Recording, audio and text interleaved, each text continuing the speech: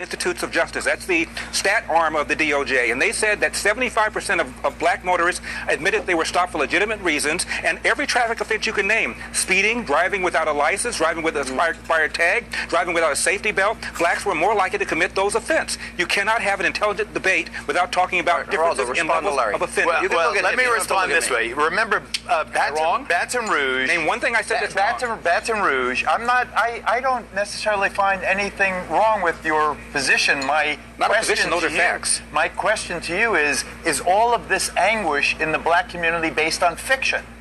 I mean, yes. That's my question. It is. So you think it's all propaganda? That all of this anger and this fear. Now, let me tell you. Now, I absolutely do, Geraldo. Police shootings against blacks are down dramatically. We should deal with these things on a case-by-case basis. We're in Cleveland, where Tamir Rice, the 12-year-old, was shot and killed by cops. There were 3 reports, use of force reports done, asked by the grand jury. All 3 of these experts said the cops acted properly. Let's deal with these things on a case-by-case basis. I submit to you that your position is not helpful for this reason. You have all of this anguish out there in the black community, including East Cleveland, where the 12-year-old was shot.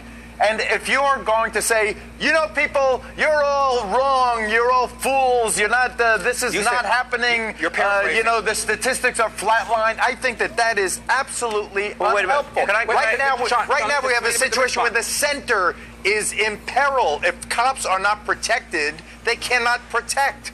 You're not helping by not telling the truth. And the truth is, a black person is less likely to be shot than a white person. On the 5th of July in Baton Rouge, Alton Sterling was shot dead by two cops. Correct. After a traffic stop.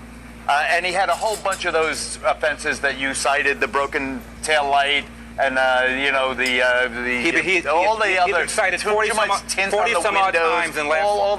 But he's there. But his family today released this statement that they were disgusted by this despicable act of violence against these Baton Rouge officers. We should all be disgusted, but then see this family. I'm going to get to the I want to get to the socioeconomics with the pastor in a minute. Let me bring in Mark Furman. Mark, I didn't think I'd see this in my life, where we now have policemen in Dallas and around the country